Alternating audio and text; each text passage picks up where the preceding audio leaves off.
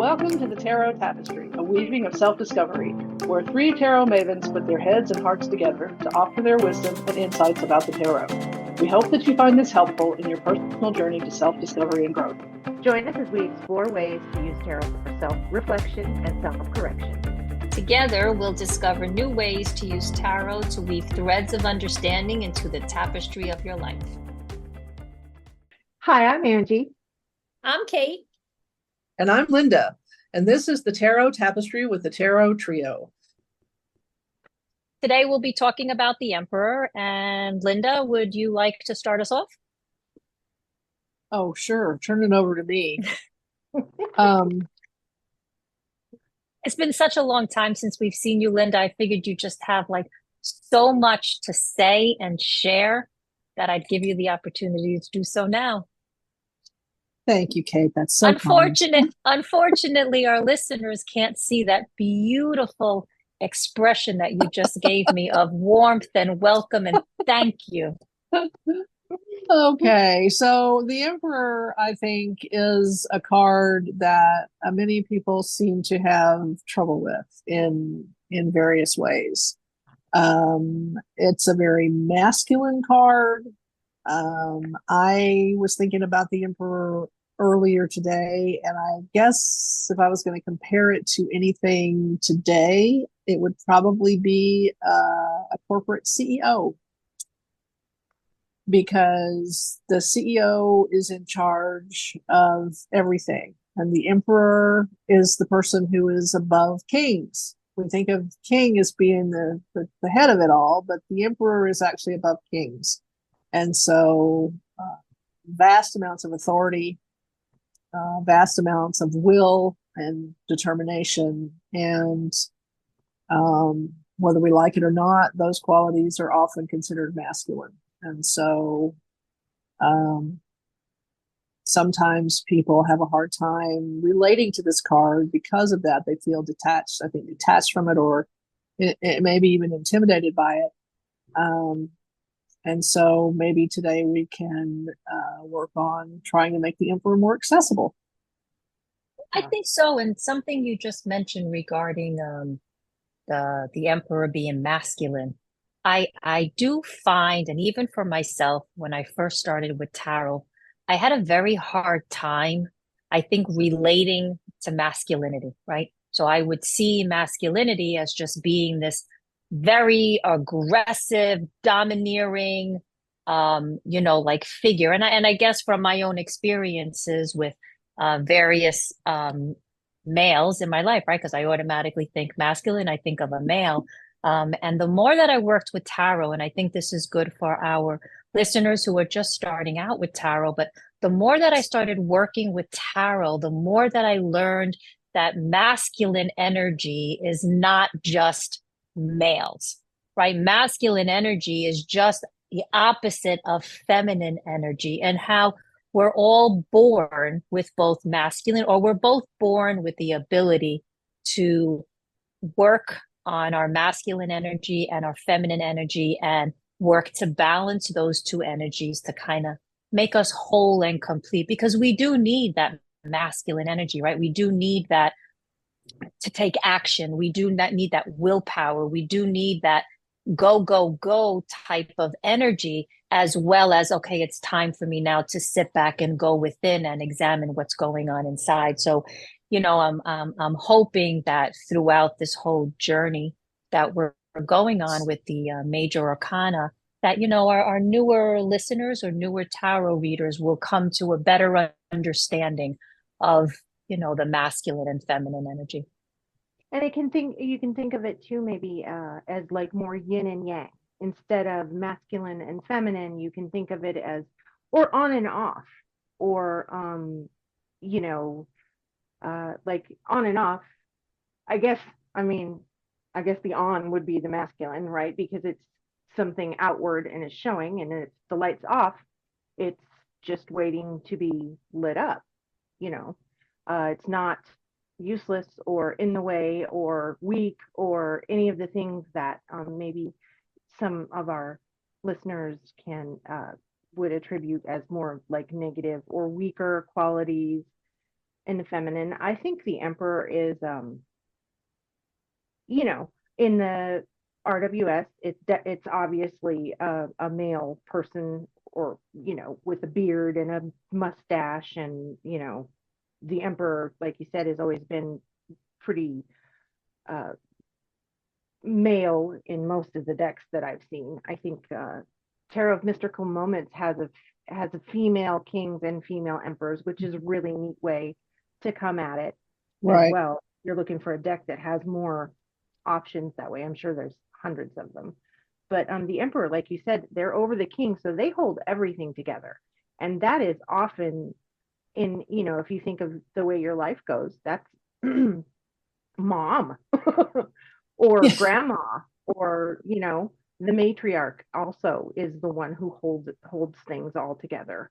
And you know, this maybe in a more active role of managing things than, say, the Empress card. The Empress is sort of like chilling and things are already in progress. And so she can sit and direct, you know, put that over there, put that over there. The Emperor is more like, you know, do we need more of a budget for, you know, streetlights and healthcare and churches and schools and things like that, you know, but not just in their own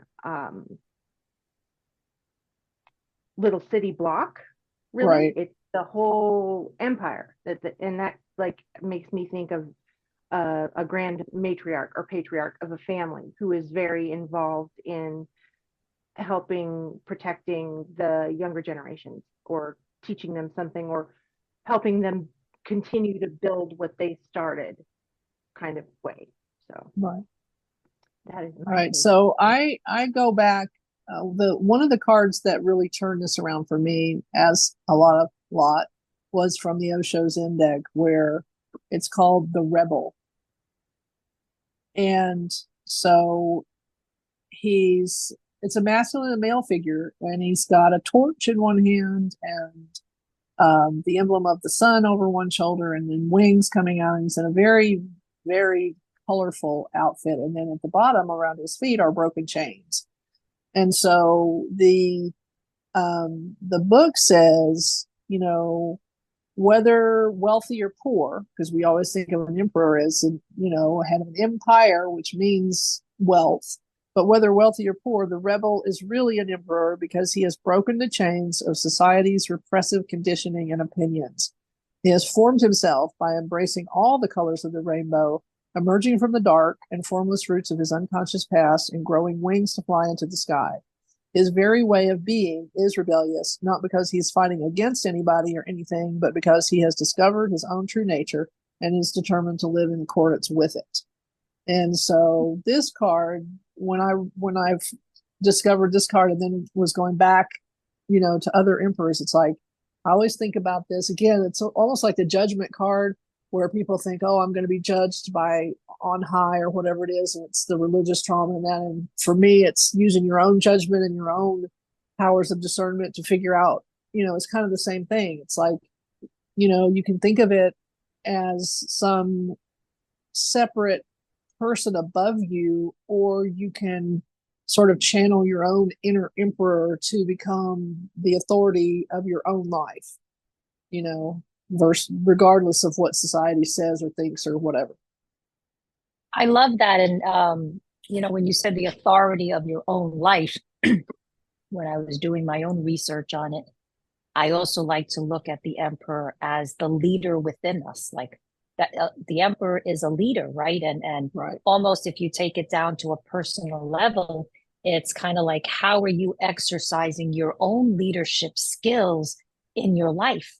You know, Right. like I also think of the emperor as like rules and regulations and structure and stability, right? There's also that number 4 in there, that's structure and stability. I'm so sorry. I feel like I'm getting sick and I keep like coughing and such. And then also this idea of boundaries, right? So, you know, when I think of that, when I think of masculine energy and feminine energy, I like to see the masculine energy as that one that deals with, the structure and the skill, how you go about utilizing the skills that you have to get something done.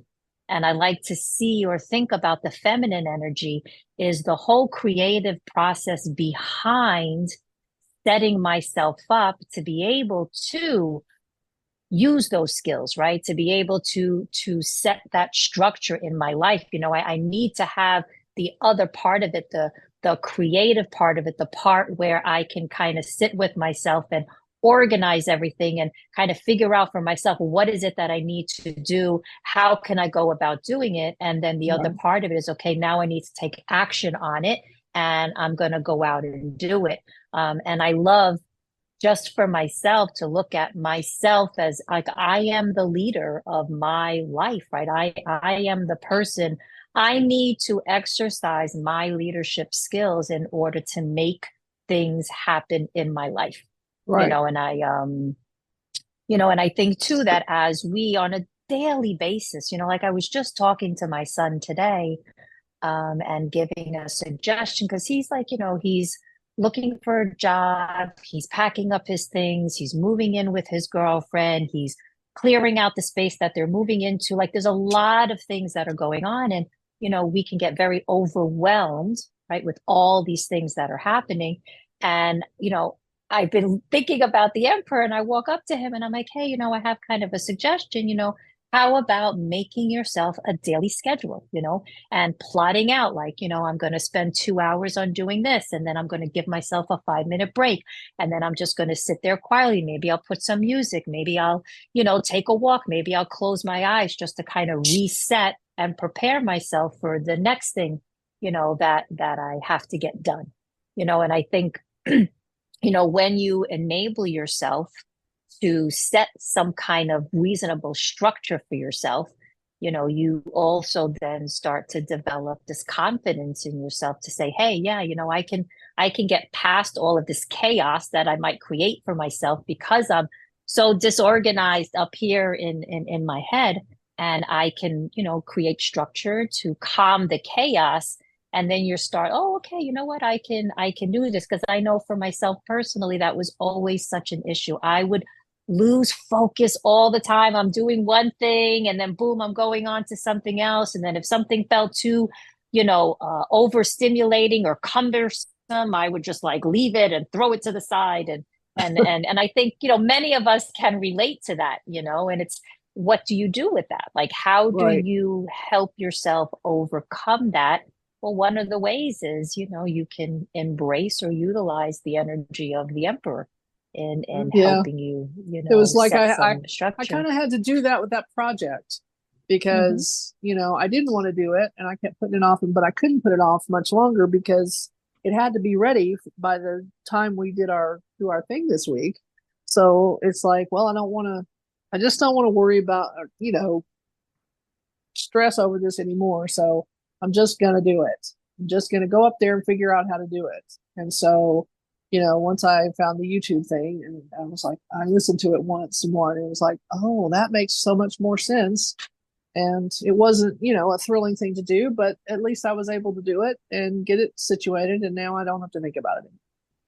Yeah, and it was funny because as you were talking about it earlier, all I kept thinking was, oh, she's utilizing the emperor energy. You're actually doing both, right? You have a bit of the empress energy going on and the emperor energy.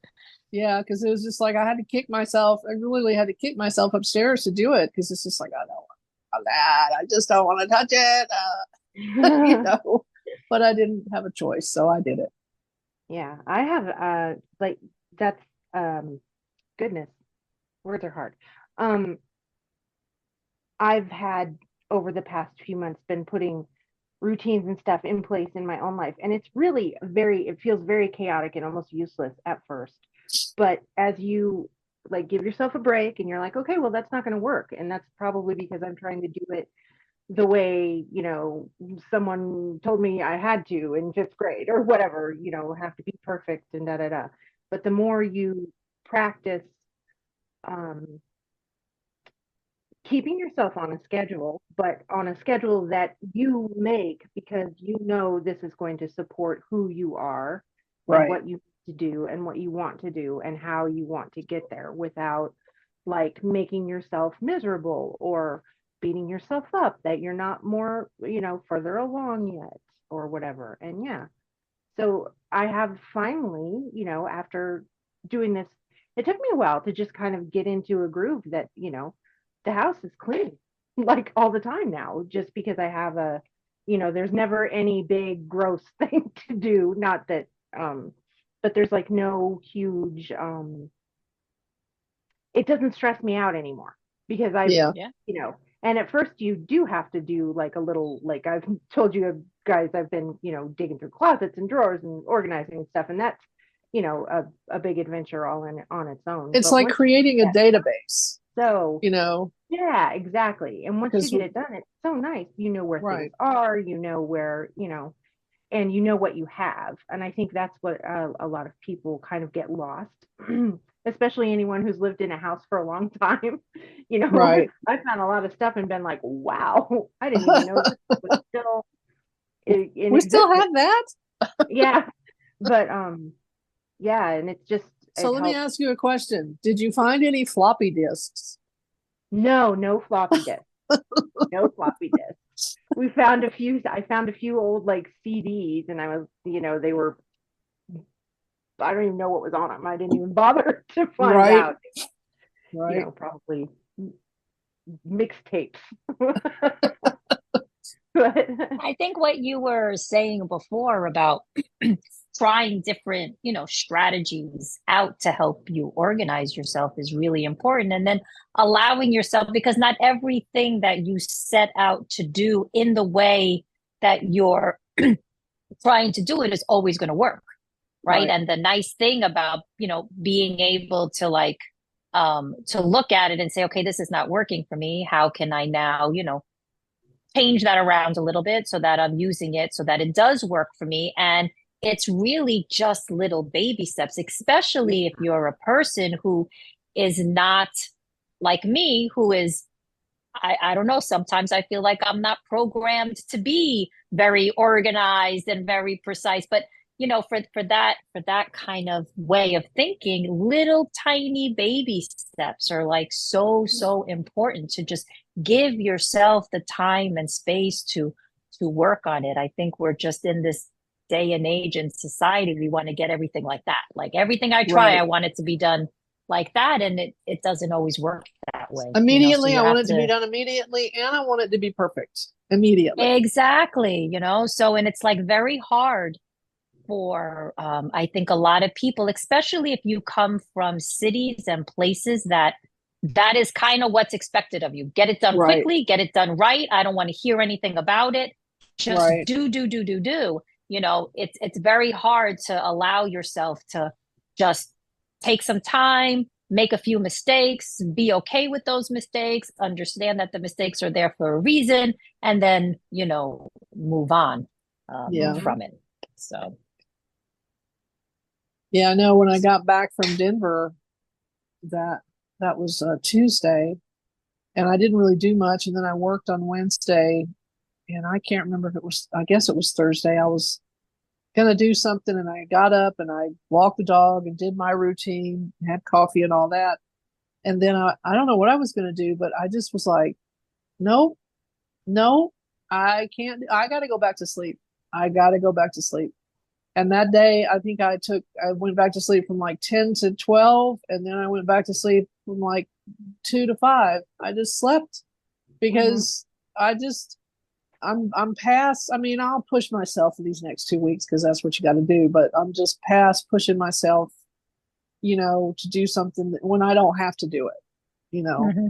This is the shop hop is a commitment that I made, and since I worked it last year, now I know what to expect, and so I can kind of pace myself. But when I'm at home and I'm on my own schedule, if my body says after recovering, it took me 3 years to recover from working graveyard shifts when I was in Texas. And if my body just says, nope, you got to lie down, I'm going to go lie down. Yep. Because And that's very emperor too, like this idea of setting those boundaries for yourself. Like Yeah. boundaries are important. Well, I And think deciding how you're going to we're taught so hard in our society. We're taught so hard to ignore our bodies, Hmm. to ignore that we need to eat or we need to sleep or we need to, do whatever. Like literally, I worked with this woman. She and I were working on the same shift. She got off at 11 p.m. She worked from like, 3 to 11, and then we overlapped, and then I took the overnight shift. So we worked together for a couple of hours. She literally in her own house would basically get to the point of wetting herself rather than log off and go to the bathroom in her own house. I'm like, oh, honey, you need some help because there's not a job in the world that's worth that.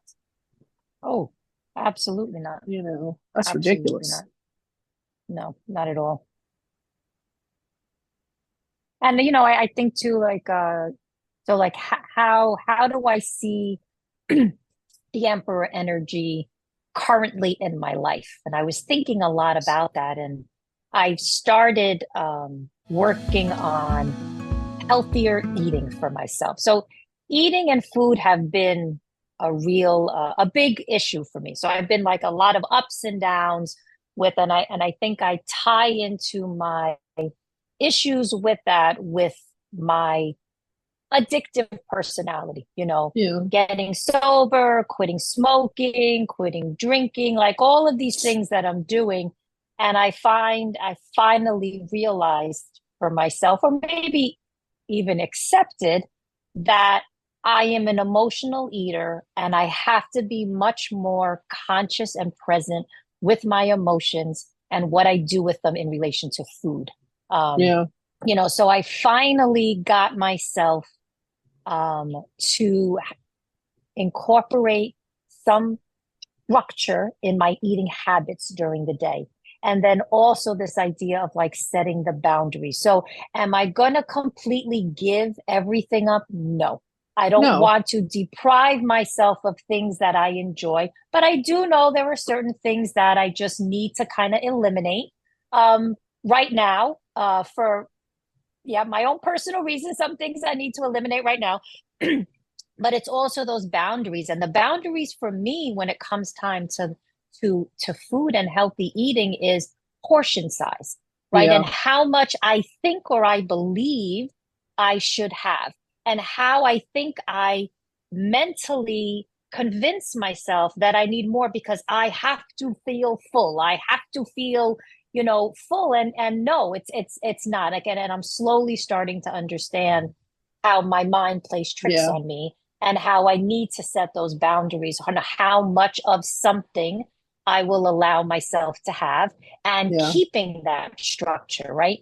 Keeping how I am choosing to eat and when I'm choosing to eat, and all of that has to be a priority. And will I fall off of it? Of course, I just went on vacation. So yeah, I did fall off of it, but it's okay. Sure. Like, I didn't beat myself up about it. I just got back on the bandwagon, and I was like, okay, so I'm gonna like keep on going. But Well, it's I will really join interesting you when you on that journey. I need to have more structure around it because I haven't eaten anything yet today. It's almost 3 o'clock in the afternoon. And I know that I'm gonna like eat a big Crash. dinner and then snack until bed. And that's fine once in a while, but I really don't feel great in the morning when I, do that. It's, yeah. and Yeah. a lot And of that is same. I learning mean, your body. I've figured out, how I need to eat to feel Mhm. alert, kind of alert, because again, the overnight thing just did a number on me. And I learned that anything that's heavily carb or has sugar in it, I could not eat at night because it would put me just, I would be so sleepy. So tuna pouches became my best friend because at 2 o'clock in the morning, I could go grab one of those little tuna pouches, put a little mayonnaise, put a little, pickle relish, and maybe cut up some grape tomatoes in it. And that was a great snack with a lot of protein, and it actually kept me awake, you know.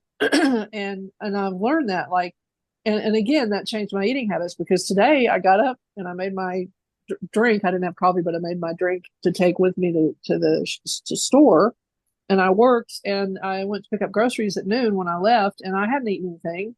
So I ran by the barbecue place and picked up, barbecue pork sandwiches for us, which we just had. And he had French fries and I had fried okra.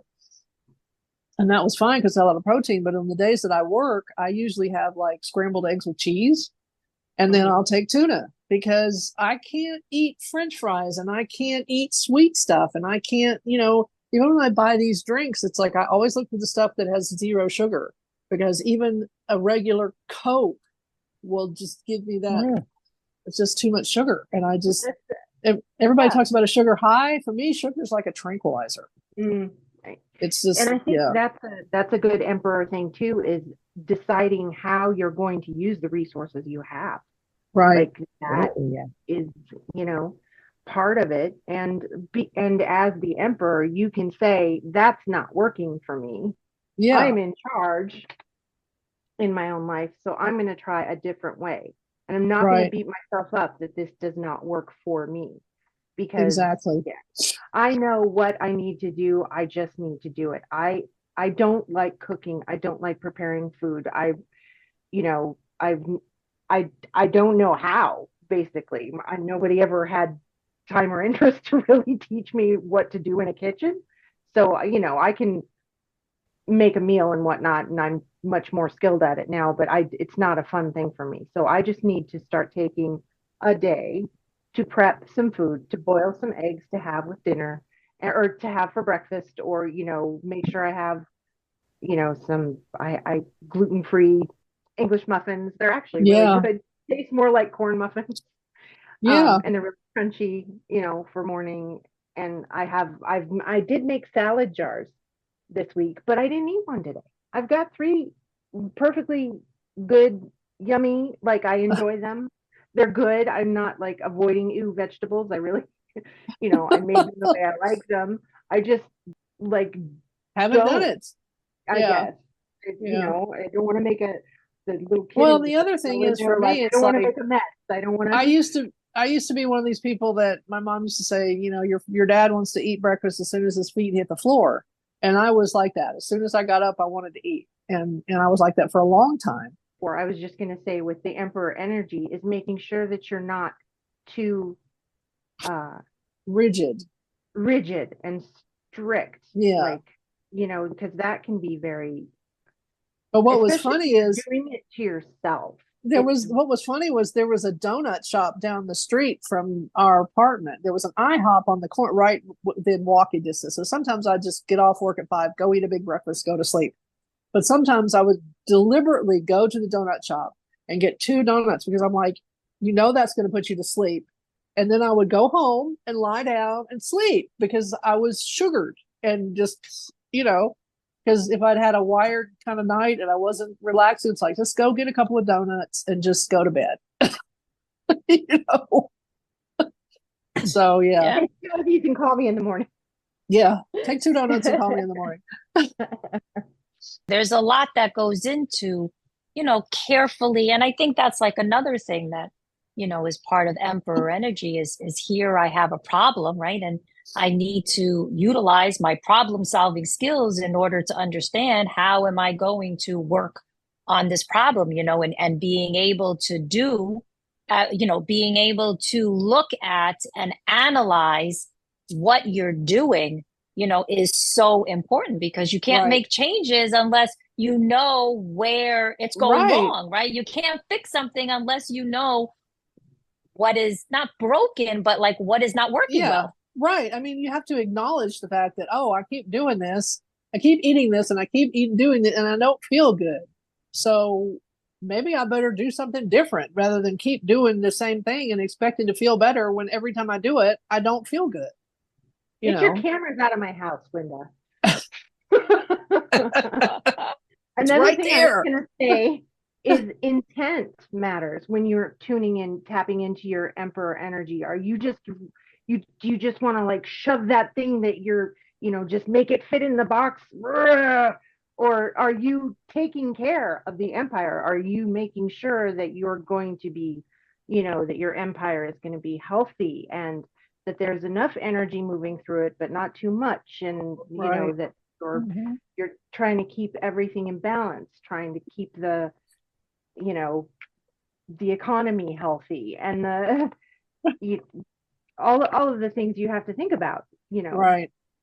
and I think I really like, now that you've brought it up, Kate, using this energy when talking about food, because it's very like um foundational, right, in how you feel every day. Your relationship with food, and is kind of like the relationship that you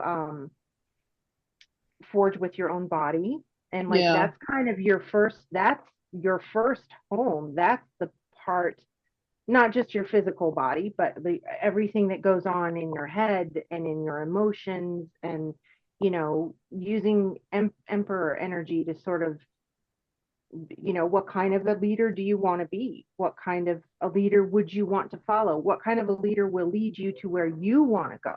Right. Not Absolutely. make you follow them because that's the way they want it done, or that's if you're, because we try to, I try to talk about tarot as in like a self-help, and how to, and I think that's pretty much how we all uh, approach it most of the time. So making sure that you're being kind, and emperors also have to have rules, right? And this is how you learn how to put rules around yourself, and then that helps you know what to tolerate from other people in Right. other situations. So taking the reins in your own life, and becoming the leader and the decider in your own life, of especially your very basic, what am I going to put in my body today? Right. What am I going to, how much sleep can I get? How much rest do I need? What do I really have to get done? Am I the one that has to do that? Does it have to get done right now? Or maybe I can delegate to another person, or I can say, oh, I don't need to do this today. I can do it on Thursday. And that will be good enough Yeah. to keep things running without um, feeling like you have to really uh, be a bully You with just yourself. said the perfect phrase. You said, and I was not even going to use the word perfect, but you said the perfect phrase. Good enough. Because again, it's our society. It's like good enough is like, being second is the first loser. That kind of crap. It's just like, quilters have a saying, done is better than perfect. You know, and I try to kind of live that way. It's like I don't need everything to be perfect, and maybe it's not going to get done today, but it will get done, and it will be okay if it gets done tomorrow or Thursday or whenever. And I think that, sometimes when we see the emperor, we tend to think of, oh, this is a person who's not going to accept any kind of mediocrity. They're not going to accept any kind of deviation from the schedule or whatever. And I don't necessarily think that's true. I think that a person who has reached a level like the emperor has reached knows that there are things that you do because they're practical. If something is practical or needs to get done in a different way, they're not going to. I can't imagine a CEO getting to be a CEO or an emperor who's going to micromanage. They're not micromanagers. They've learned how to delegate, and they've learned how to let their people do their jobs. So, you know, Absolutely. And something else to think about along those lines is, like on the darker side, right? Or more maybe of the shadow side or the challenging side of the emperor is like, having to be in control over the time. Excuse me, having to be in control all the time, right?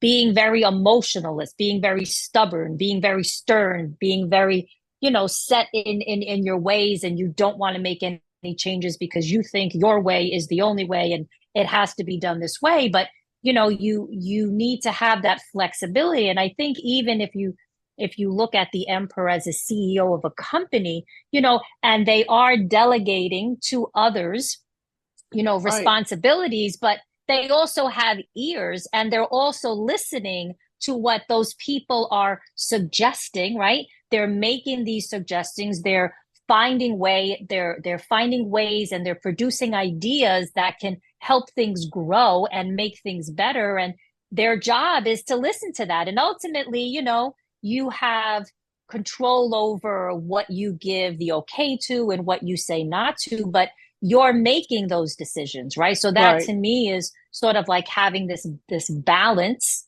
you know, with the emperor energy, is that you are allowing, you know, yourself to be receptive to different ideas and keeping an open mind. Like if somebody says, oh, we're doing this and it's really not working and we need to change it, you know, Right. then you need to be able to be like, okay, you know, I can see now what you're talking about. So let's make the changes that we need to make. Oh, and I did want to just say one other saying that I love, and it's something that I grabbed onto and held onto when I was first working on getting sober, is we are all perfectly imperfect. And when I heard that phrase and really started that I had read, titled, it had a perfectly spiritual, oh my God, I can't remember the name of it. Anyway, it talked about all of us just being perfectly imperfect. And it was just like made me really see that there is something very special about being imperfect, you know, and it's like what gives us our individuality, you know, is this idea that there is no perfection. Like we are not alike. None of us are alike. Every single person on this planet is different, but we have similar characteristics, similar traits, but we're all different. So you can't define perfect, right? Perfect would No. have to be if everybody was exactly the same, you know, then you'd have something to say. If I didn't follow along because I was just like you, then I'm not perfect because it doesn't exist, you know. Perfection does not exist. Perfection only exists in our brain, Mm-hmm. in our thinking. You know, it's not, it doesn't exist. It's not there. And Yeah, I it's think, some you sort know, of elusive concept that we, yes, yeah. yes, it is. It is. And I think it's what society tells us that, you know, we need to be. You gave me an idea for at least a partial idea for a spread. You were talking Ooh, about the emperor being able to delegate and also to listen to people. So, something about the emperor's advisors, and what came to mind was sometimes emperors have a strength that, when overdone, becomes a weakness. And sometimes they have things that they see as weaknesses that they can still, that, you know, people around them can help them leverage as maybe a strength, or to bolster that. right. Uh, I think we should lay what out they, the emperor and pull cards. yeah, me too. I haven't pulled any Oh, cards. Should we just do those Just two? Do you guys have any more yeah, questions? yeah. Let's do that. What was the Right. first one? The A first str one was a strength that can turn into a weakness, basically. Like, Okay. what do I need to hear about something that I is normally a strength that I, if That if overdone or you not maybe done if you or done overdo wrong? it, yeah, overdo it Yeah, or get rigid about it, you know, it has yeah. to be like this. Yeah, for sure. Hmm. Yeah, So this yeah. the emperor. I've got pulled out my pulp deck, which I really like. But the emperor, and that's like that card is the emperor. Ooh, That yeah. is like the Very man. armored, very Uh-huh. majestic. The red cape and the Yeah. is it shield, or like It's a a he's got like the oh, it's rams, red and blue, but he's ooh, got rams heads and yeah, yeah, he's the one. Yeah, mountains in the back, and he's on a big carved wooden mm, throne. So yeah, yeah. I'm just using the regular old RWS again. I I've know. been I've been very into the classics lately because I'm studying the Thoth deck. I'm The pulling a what? card a day. The Thoth. I'm Oh, oh like yeah, the thought. Uh-huh. practice. So I pull one card every day, and I'm doing it Yeah. off of stickers that I printed. So I Oh, don't read okay. the card. And I've decided to do it along with, I started a 90-day sadhana on July 21st. So one a day, and there's 78 cards and 90 days. So that'll give me, like, if something comes up, Yeah. So you can get the 78 day. cards in the Yeah. 90 days. Yeah. Yeah. So That'll I've work. just kind of That's been really cool. sticking with the classics. Okay. So Okay, so strength? is it? I'm so sorry. Can you That's okay. just we're Repeat the looking question. for a card to represent a weakness that we have? A strength that, if overdone or done too rigidly, can become a weakness. And then a weakness, or something that you perceive as a weakness that can actually be used as a strength if you work a little bit to improve it. And then maybe we could pull another card to as advice, like, okay, how do I do that? Perfect. Oh, okay. Card one. I'm so sorry. I'm like, I process things really, really slowly. That's okay. Card one. Just say that one more time, Angie. What is card one? That if you overdo can become a weakness. Okay. Let me just pull for that one first. Yeah. And I am, oh my goodness, I went to my Marseille deck today. Ooh. Ooh, I haven't used my Marseille deck in a very, very long time. Very cool. Okay. I laid mine out. I haven't turned them over yet. Okay. I'm going to mute myself, you guys, because there are trucks beeping outside. I don't know what. I can't hear them at all. I don't hear it. Oh, okay, good. Then I won't worry about it. If you can't hear it, I think that's about as loud as it's going to get. So. Okay. All right. So, Kate, you were out of the room, but I'll show you I'm using my pulp deck. So this is the Emperor in the pulp deck, which I think is pretty spot on for description. Ah, yes. Yeah. Yeah. He's the man. The old man with the beard. Okay. You ready for question number 2, Kate? I am ready for question number 2. Go ahead. Question number 2 is something that you perceive to be a weakness, but can be a strength if you work on it. You can transmute it into a strength or work with the energy in a different way so that it becomes okay. It does what you want it to instead of what you don't. I haven't turned any of mine over. I'm just laying them down. Yeah. Me too. And okay, then I'm the third one. Third card for advice on how to transmute your weakness into a strength. So a different way to think about it, or just whatever it. Ooh, okay. So interesting. Should I go first? Sure. Go. Okay. All right. My strength that can become a weakness, if taken to the extreme, is the King of Pentacles, which I totally get because I like to share my resources, but sometimes I can be a little bit like, loosey-goosey with the, not thinking far enough down the line. So if I get a little too comfy or a little too comfy, because some kings can be like, they can take things for granted. Like, it's always going to be there. There's always going to be enough for me to do whatever I want. And so, yeah. So there's that. I can overdo it, like, and that's not just money. I mean, like, I can put too much energy into something. I can, put too much worry, too much emphasis, be too much of a micromanager, that kind of thing. Be a perfectionist about, I want it done this way. I can do amazing things on a shoestring. I can, but sometimes I can take that too far and be like, it has to be exactly this way because I said so. Okay. So my weakness that could be a strength, if engaged with differently, I pulled the Queen of Wands. Ooh. So, I mean, I have always been a little bit weird, I guess. She's kind of the witchy one in the deck, right? Queen of Wands with her little black cat, and she's got a sunflower and probably plans to take over the world.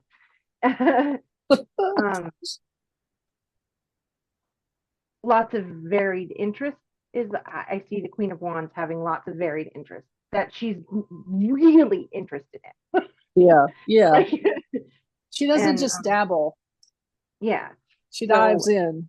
Exactly. And that can be, I think, a weakness, because I can kind of like just sort of, you know, sit in my room all day and do my artsy fartsy stuff and forget to eat, or, you know, and all of these things that I do, like my craft, knitting and crochet and making journals and, you know, reading tarot and working with the moon and all of that witchy stuff.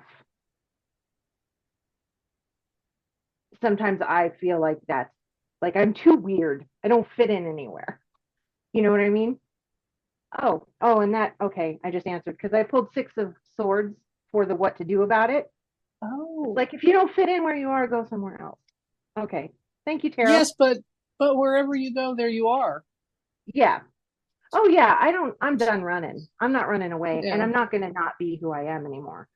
yeah, I'm 53 years old and finally learning how to be who I am and be okay with it. for real. Yeah, and be Yeah, okay with to be who I am no matter what situation I'm in, or yeah, who I'm talking to, or what kind of expectations other people have of me. yeah, Yeah. yeah. Yeah, That's very awesome. Six of Swords, Showing up right? in You're life. moving away from that old negative thinking about yourself Mhm. into Yeah. calmer waters where now you're starting to be more accepting and you're Hmm. feeling, you know, good about the Hmm. things that you enjoy doing and not caring so much about what others think about it. Yeah, Yeah, Because exactly. really, what's important is what you think about it. Right, exactly. exactly. Yeah. Yeah. Okay, who's All You next? want right, to go? Linda. Nope, I Me? want you to go. Yep. Fine. Okay, so my strength that could become a weakness. Oh, okay. Um, Knight of Wands. Wow. Okay. So for me, the Knight of Wands is someone who um really does forge ahead and has the energy to, get started on a project and go forward and have maybe a little quality of inspiration to inspire others to come along and go on the quest. I always think of, when I think of the night, all the nights, I think of whatever the quest is, because that's kind of the energy that they have for me. Um, and there's nothing wrong with that. And I think Knight of Wands is very much because of Aries. I think of the Aries energy, that kind of thing. Um, I think part of that will become a weakness is that you start things and you don't always finish them. You get excited about the newness of something, and then you kind of break down when there's kind of the grunt work that goes into getting it all done and tied up in a nice bow. But you're like, oh, I want that new energy. I want that new feeling of going on a quest. I don't really want to, go be on the quest for so long and, have to pitch my tent every night and cook my food and all that. I want that new, you know, charging out the gate with my sword held high. So, and then I am kind of that way. I do start things. I tend to finish them, but sometimes I get sidetracked. And so it takes me longer than it should have. So yeah, I think in this case, um, a little bit more focus in things and a little bit more discernment when it comes to what am I going to start this? Should I start this now, or should I just wait until the timing is better, where I actually could kind of just charge through and finish it from start to finish when I have the right, it's the right time and I don't have other things on my plate that are going to distract me. So yeah, that makes sense.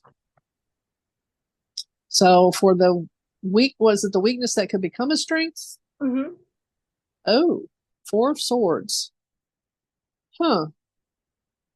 Interesting.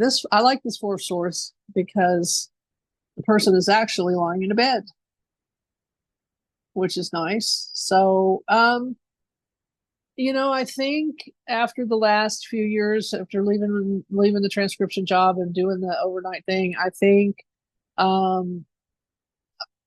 the important thing was that I was learning how to readjust my sleep and how to rest and how to pay attention to that. But I think I can also let that become an excuse. It's like, oh, I'm tired, I'm not going to do it, you know. And sometimes I know that sometimes you're tired and you really do need to rest, and that's going to help you feel better. But other times I think if you just keep putting off getting up and doing things, you just feel more and more lethargic, you know. And so you're just like, I'm so tired, I'm so tired, I'm going to go to sleep. So you just spend all your time resting when actually you're just putting things off, and you kind of know you're putting them off, but you know, you're tired. So I have to learn. Yeah, I have to learn to know when I'm at, just like the eating thing. Am I eating because I'm hungry, or am I eating because I'm bored? I had to ask myself that question. I don't really tend to eat when I'm agitated, emotional, but I do eat when I'm bored. So I had to learn how to say, you know, are you just bored and you want to do something with your hands and put something in your mouth, or are you really hungry? So I have to say that, you know, are you just tired and really need to rest, or are you just avoiding something that you need to do? So what's the advice on this? Oh, geez. Nine of Swords. I don't know. Well, maybe wake up and get out of the nightmare. yeah, maybe just wake up. Okay, you know, maybe just go ahead and be mad about having to do the thing, but get up and do it anyway. Right, exactly. It's just like, and let yourself be mad about it. That's okay. It's like, I love this. I just can't cope. I just can't cope. I love this deck. The imagery is just so cool. But yeah, so all right, I can see that. I can see all that. That's really cool.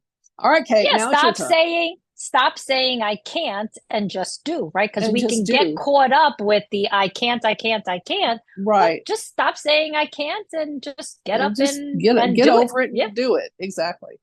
exactly. Okay.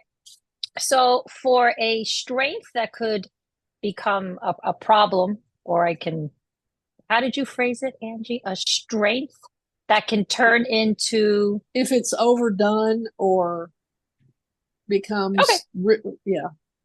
Okay, so I have the Seven of Cups, and wow, you know, this is like so me. So I do feel a strength of mine is that I I have a really good imagination. I come up with a lot of ideas, things that I'm very interested in, things that I want to kind of dabble in. And I think that I don't use I don't really utilize the strength as much as I should, but I do find that I don't have a lack of imagination and things that I want to do that I believe are going to make me feel certain ways, right? So I do feel that's a really good strength. But I do feel that I can get very lost in so many ideas that it then becomes very like, woof, I'm a little overwhelmed with everything. I can't handle this. I'm just not going to do anything. I'm just Decision not, fatigue. yeah, like that, like it's just like giving me, it's too much for me to handle and I don't want to get involved. Or, another way that I can look at that is that I can have one of those cups, right? That's filled with this beautiful creative idea. And then I can look at it and I can literally make myself feel like I can't do it, that I don't have the skill, the ability, the whatever, the creative, the necessary creative energy to accomplish it or make it happen or even start it. Right. So I could see that being the challenge with that card. And then a hidden strength, or a strength that I'm not very much aware of, is that number 2, right? Number 2 is a weakness that can become a strength, or something Right. that you consider to be a weakness that, you can yeah turn around. Is the Knight of Swords. And I guess maybe, when I think of the Knight of Swords, I think of charging and taking action. And I always feel like maybe sometimes I allow my too much thinking to get in the way of me really moving forward and charging into something. because it's like I want to charge, but then I put up the wall and bang, I'm into the wall. And then all of these things are happening. And again, it's like an over stimulation of maybe challenges or perceived challenges or too much thinking about and what could come up. Night, to me, that night in particular is like the night that cuts through the bullshit. Yes. That is the night that comes in with that sword and just says, okay, we're done with all this crap. We're going to get to the heart of the matter and we're going to get it taken care of. And that's what I feel I have difficulty with sometimes, is cutting just through all of the mental bullshit. Right, exactly. Okay. And then the advice is the Chariot. It's so interesting, like, right? 2 movement cards. Yeah, I was going to say, that's a lot of motion. Yeah, but I like it because, ever since we did that one workshop in the tarot diagnosis, and the Chariot was one of the cards that we were working on for the book club, and they were talking about the Chariot also being associated with water and our emotions, and it to me, like, thinking about this card, right? So the Chariot is taking action, it's motion, it's movement, right? Getting from point A to point B, but it's also a matter of how we are regulating our emotions, right? Because you have those 2 sphinxes or 2 horses in some decks that are driving you there. You have to maintain control over both. Both of them have to be, you have to be able to steer them or guide them together as you go for something, and it's interesting how the 2 suits that I got for the other 2 were cups, emotions, and swords, which was our thinking. And really, in order for you to get someplace, right, you have to be able to maneuver both of those together, right? They have to work in unison in order. So the minute that one is going off, it's going to either pull the other one with it and you're going to fall, or they're going to just split up and go and you, as the charioteer, are just going to fall flat on your face because now you can't get anywhere because you weren't able to. So, I find that as just being interesting, that of just working on, trying to keep as best as you can a balance between your emotions and your thinking, and and looking at it as it's really important to do your best to balance the 2 in order to get where you want to go. Right. And so as the emperor, by the time you reach this position, you need to be very adept, or that should be your aspiration, to be very adept at being able to blend those, the mind and the emotions and the heart. Sometimes you have to make very cold mental decisions. Sometimes you have to act on your emotions, and you need to know when to do which, and sometimes it's going to be a blend of the 2. And so as the emperor, you have to be aware of all those things that are internal and how to best, balance those assets, if you will, to make good decisions for the kingdom or for the empire. Absolutely. And then, in order to be able to do that, you have to be able to create good structure in your daily life to make that happen. I think of Angie, you have this wonderful structure of doing your yoga practices, right? You do it every day. Like, you created this structure in your life to help you blend, to help you keep balance, with what Linda is talking about, and I think that's also where that emperor energy comes in, is having some structure in your daily life that's going to enable you to work on keeping the balance, like the synergy between. Now that I have the house in a, and I just kind of have my routines. I used to just sort of do stuff as I thought I had time, and it looked like it needed to be done. And that was just a freaking mess. That's, my brain just will become very overwhelmed that way. And now that I have the house thing done, now I'm starting to put more of a structure around when I do my yoga. Like, I would love to have a morning practice, an early morning practice. do not like getting up early, but I like being up early. Like I like the way it Hmm. sets up the day, and I feel very productive, and I get a lot more done that way. But getting me out of bed is another story. So this week, actually, I just started, like I noticed yesterday, I was like, okay, I started my practice at 8:30 in the morning, which is pretty good. It's still morning, still objectively morning. And so tomorrow I'll start at 8 o'clock. And I did today. Yay me. So tomorrow I'm gonna I'm Good gonna for shoot you. for 7:30 until and maybe keep it there for a few days because that's gonna be a bit of a challenge for me. I'm not very coordinated or happy when I wake up in the morning. But I think 7:30 is probably doable. Keep it there for a while and then, knock another one off. I would like to start getting up and getting my practice done. You know, do the things that the cats need, scoop their boxes, give them food so they leave me alone, and get on my mat and be practicing by 5 a.m. That is the goal by fall. I don't know if I'll get there, but I'm going to keep trying, just knocking a little, you know, I think half an hour at a time for now is okay. But maybe as it gets earlier, I'll need to start, maybe 15 minutes earlier a day until it's, Absolutely, a habit. because you know yourself, right? You know, Mhm. and it's good because we know what our limitations are. We don't want to push ourselves to the point where we're just like, screw this, I don't even want to try, Mm. right? You want to give yourself a chance to make it work. And you know what? Honestly, if you can't wake up at 5 o'clock in the morning and do it, does it really have to, like you were saying, does it No. really have to be? No, I know you're going to say no. Mhm. I just mean in general, like, does it really have to be 5 o'clock in the morning? Yeah. If it's six And o'clock in the morning, that's okay.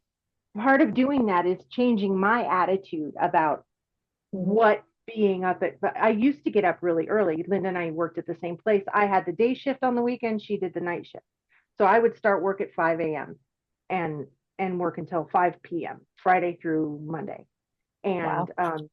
it was easy to just get it because, working from home, I literally would just sit up, blah, blah, blah, and then sit down at my desk, turn on the computer, and ta-da, I'm at work, right? I didn't have to put on makeup or be nice to anybody or do a commute. Yeah. Hmm. So, but I think over those years, it got to the point where my brain started to associate 5 a.m. with, corporate nonsense. So I Hmm. just have to, I don't have to get up early. I want to get up early because Yeah. now I have the whole day ahead of me to do with pretty much, whatever I want, which is Yeah. freaking amazing. It is amazing. And I can't believe I ever complain about anything the way. And let me ask you a question, Angie. How long do you think it took you to kind of create this structure that's working so well for you right now? How long? Like, how long did it take you to do that?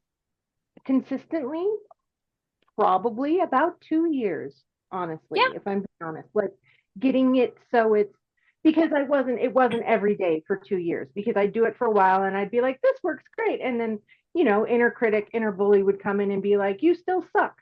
And then would all fall apart. And that happens, and I used to be very hard on myself. And I think being hard on myself is what made it take so freaking long because I Yeah. was Yeah. resisting what I knew I needed to do to um you know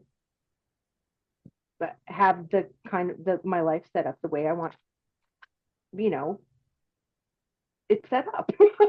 I Yeah, guess absolutely. you know Yeah. And it's just to show that these things take time. If it's something that's really important to you, you have to go at a pace that is working for you. And, the fact that you were able to see those areas that were that you were resisting, that you were being very resistant to, makes a huge difference because you at least opened yourself up to see and truly realize this is where I am being resistant, and I know I'm not doing anything about it. And maybe at that moment you weren't ready to deal with that resistance, but as you kept doing it and you kept working on it, at some point you were like, okay, you know what? I'm ready now. I am ready to take on this challenge. And then you did. in 2 years, and really the grand scheme of things, 2 years really isn't, I mean, 2 years out of like, 50, I know some those- people would say like, oh my God, that's so long, but yeah, it really isn't. it Say that- isn't. Really, really isn't. It's not that long. And you know, start small. Start small. Mhm. Today, I'm going to get up, and in the morning, I'm going to spend 15 minutes doing this task that I've been avoiding for, however long, or that's really getting on my nerves, Yeah. or, 15 minutes sorting this pile, or whatever it is. Start Even small. 5 minutes, Yeah. even 5 5 minutes, minutes works, 2 minutes. A Your start. a timer is a great friend. Yes. Put that timer Yes. on and just do nothing but that for the whatever time you give yourself. And it's like, okay, I'm going to Direction do it. is what's important, not speed. Yeah. Direction. Yeah. That's important. You just keep moving. Yeah. You just some days you just have to look down at your feet and it's a real trudge.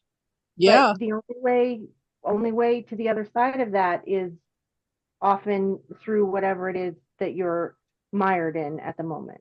And Yeah. ask for fucking help. Ask for help. There's nothing wrong with asking for help. Call a friend. Say, I have to wash dishes and I'm really, really bored. Do you have a good podcast I can listen to? Or do you want to like hang out and you can wash your dishes too? And we'll just wash dishes together and have a lovely Yeah. chat while we do it. Or whatever the challenge is. Like, you don't have to be by yourself. Well, they have that. They have those sessions they do. Some people in the coven do that called body doubling. Yes. Where the people that they have ADHD and they have a hard time and they'll do that. They'll say, okay, we're going to body double. I'm going to get in touch with somebody and we're just going to hang out. I gotta sort my socks or whatever. And I need somebody else to be sorting their socks or washing their dishes or whatever while I do it. So that just motivate me to get this task done. Mm-hmm. I used to have a friend. That's what I love. Go ahead, Angie. I'm sorry. We would often meet online in the mornings and just be like, so what do you have to do today? And she'd say, I got to wash my dishes. I got to put laundry. And then we'd be like, ready, set, go. See you in 10 minutes. And we'd come back and we were, it's really amazing how much stuff you can get done. Yeah. And especially when you say, okay, I'm going to do this. I'm going to put in the laundry. I'm going to, put a chicken on to cook. I'm going to, blah, blah. I'll meet you back here in 15. And it's like, oh, I got to get this done so I can have my conversation. Yeah. And it's really fun to have friends who are there who are like, yay, you, good job, right. And you can do that for each other. That is a really absolutely. Like I love listening to my podcast when I'm doing the chores that I cannot stand, like cleaning the apartment. And even when I'm cooking, those are the two things I really, if I was rich, I would have my own personal house cleaner and my own personal chef. Those would be the two things that I would just be like in heaven if I could have.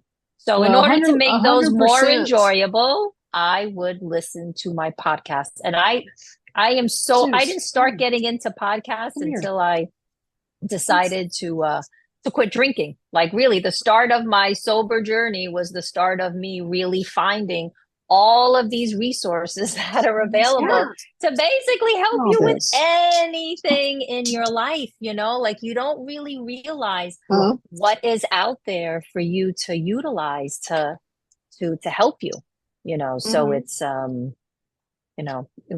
Well, that's another the chariot too in your spread, Kate. That is a person who knows how to get it done, where to go. I don't have it now, but I know where to get it. I know I can get it, and this is how I need to be. I need to get my mental ducks in a row. I need to check in with my heart, and then I can plot my course to what I know, the resource that I found that I want to engage with. I think that is absolutely. Yeah. Absolutely. God, this was such an amazing episode. And, I really hope that our listeners, have a bit of a better understanding of the emperor and just to know that, how you feel about the emperor and what you think the emperor represents is a very personal thing.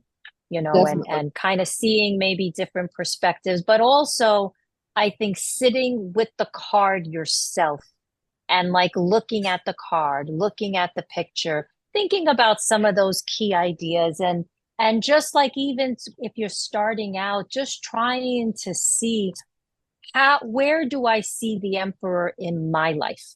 In my daily living, where do I see the emperor? And even if you take one of the general meanings of the word, where structure, where do I see structure in my life? Stability, where do I see stability in my life?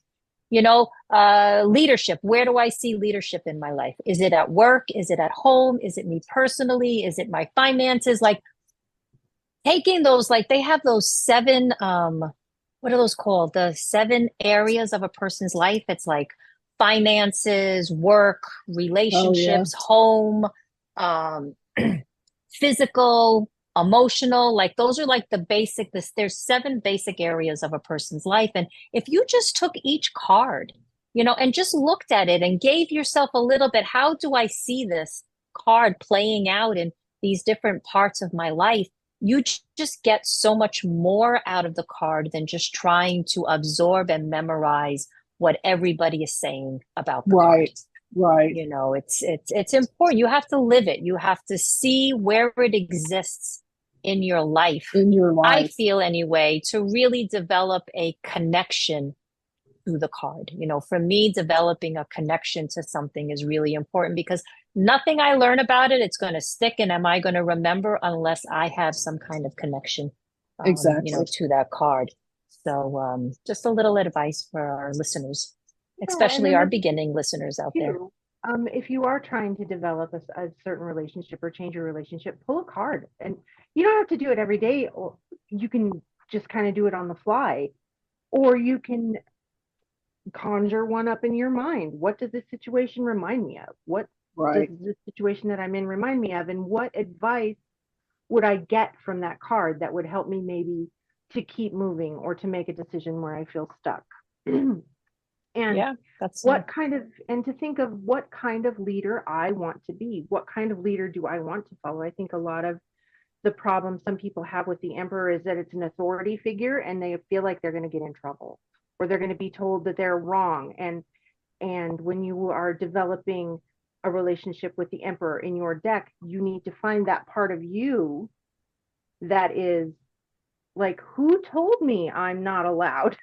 And where are they now?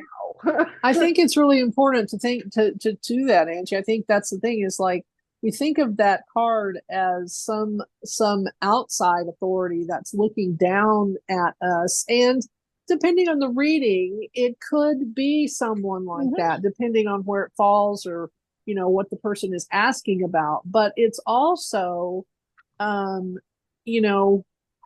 do you use your inner emperor?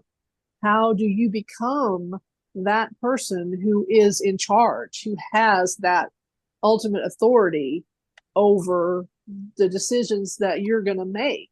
Again, I kind of link it with the judgment card, because people do tend to have, they tend to think, oh, this judgment is coming from somewhere, a higher power to me or other people to me, on me or whatever.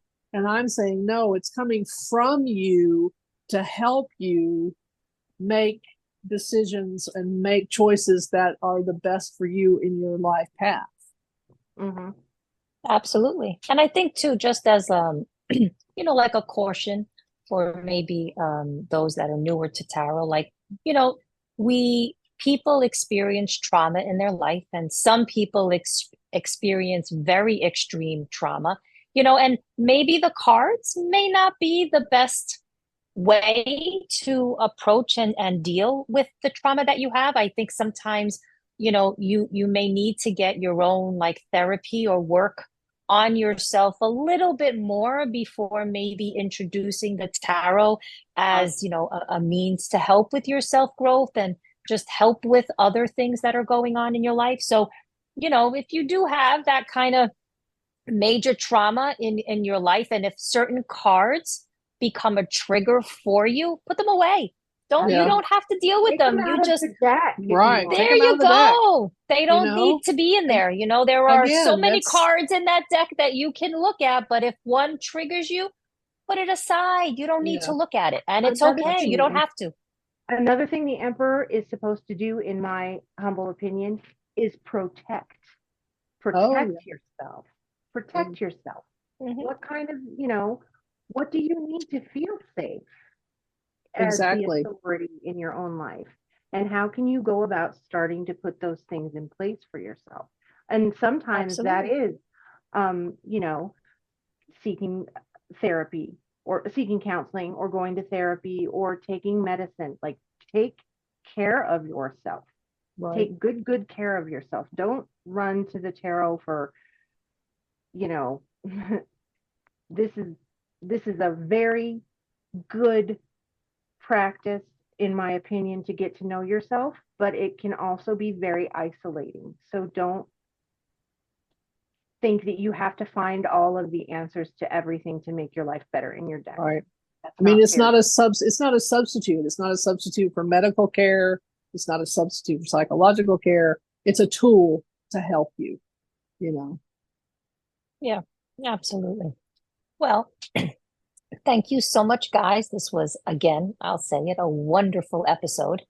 And I hope our listeners have, you know, gotten some good tidbits of, information about the emperor that maybe help them expand, already on what they think about the emperor. And I hope Absolutely. everybody joins us next week. Yes. And I think next week we will discuss the fours, possibly. Oh, the fours. Yes, the Possibly. fours. Emperor. So That we'll was see. kind of a new thing we were thinking about trying out, is maybe doing an arcana and then following it up on the next episode with the number cards that go along with it. So, yeah. Okay. All right, everybody. Have a wonderful week, and I'll see you next week.